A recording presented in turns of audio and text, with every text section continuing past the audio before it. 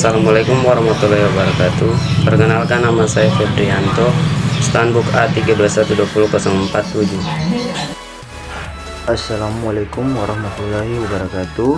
Perkenalkan, nama saya Aditya, Stanbook A3212064. Assalamualaikum warahmatullahi wabarakatuh. Perkenalkan, nama saya Dini Prastika Lagole, Stanbook A3212066. Assalamualaikum warahmatullahi wabarakatuh. Perkenalkan, nama saya Alifia Fitri Nur Aisyah, Stanbook A3212072. Assalamualaikum warahmatullahi wabarakatuh. Perkenalkan, nama saya Vera, Stanbook A3212077.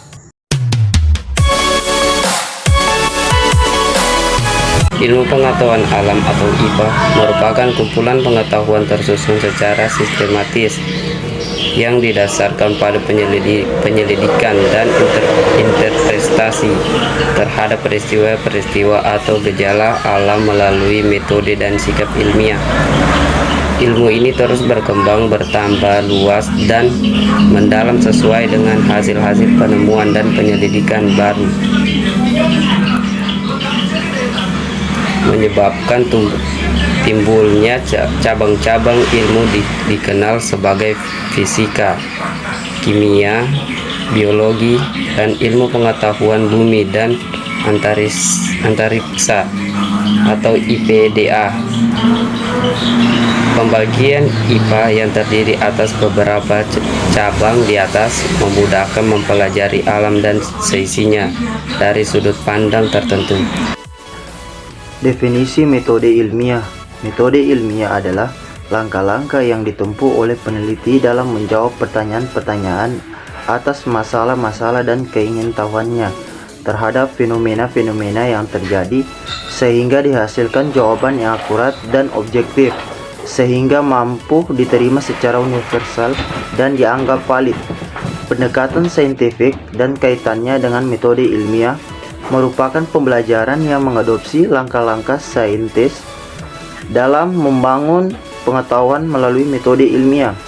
Metode pengembangan ilmu pengetahuan alam. Metode yang digunakan adalah metode ilmiah, merupakan dasar ilmu pengetahuan alam. Penelitian dan kaitannya dengan perkembangan ilmu pengetahuan.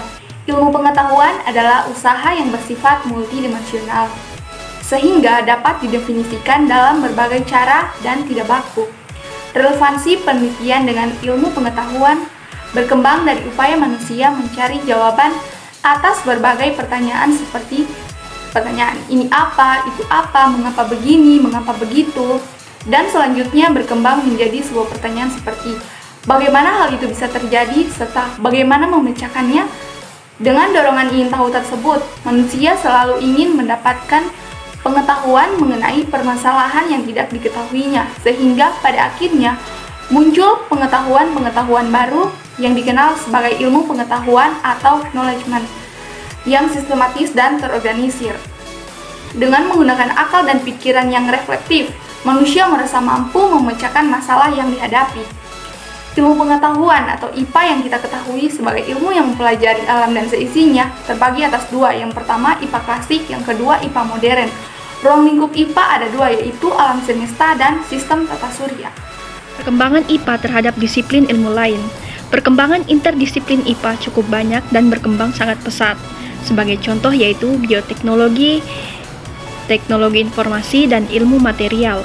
Namun, ilmu yang dikembangkan berdasarkan interdisiplin ilmu juga harus memperhatikan dampak sosialnya, sehingga pembahasannya berubah menjadi multidisiplin ilmu. Contohnya saja yaitu dampak teknologi informasi atau internet terhadap perkembangan anak. Kaitan IPA dengan ilmu lain dan teknologi. Nah, yang pertama, kaitan IPA dengan ilmu lain. Salah satu contohnya yaitu keterkaitan ilmu biologi dengan ilmu arkeologi. Arkeologi adalah ilmu yang mempelajari tentang tulang belulang. Sementara dalam ilmu biologi juga terdapat cabang ilmu biologi yang juga mempelajari struktur dan susunan tulang. Ya, kemudian yang kedua adalah kaitan IPA dengan teknologi. Ilmu alamiah murni memang tidak secara langsung berperan dalam kehidupan manusia, tetapi antara ilmu murni dan ilmu terapan mempunyai keterkaitan yang erat. Dari konsep ilmu murni dapat dikembangkan ilmu terapan, begitupun sebaliknya. Teknologi atau ilmu terapan memberikan sumbangan penemuan-penemuannya pada prinsip yang baru. Ilmu pengetahuan alam IPA membahas tentang alam dan seisinya, terbagi atas fisika, mempelajari benda tak hidup dari aspek wujud dengan perubahan yang bersifat sementara, seperti bunyi, cahaya, magnet, teknik kelistrikan, dan teknik nuklir. Kimia mempelajari benda hidup dan tak hidup dari aspek susunan materi dan perubahan yang bersifat tetap. Kimia secara garis besar dibagi atas kimia organik, protein, lemak, dan kimia anorganik nikel. Hasil dari ilmu ini menghasilkan plastik dan bahan peledak. Biologi mempelajari makhluk hidup dengan gejala-gejalanya, contoh botani, zoologi, morfologi, anatomi, fisiologi, dan histologi.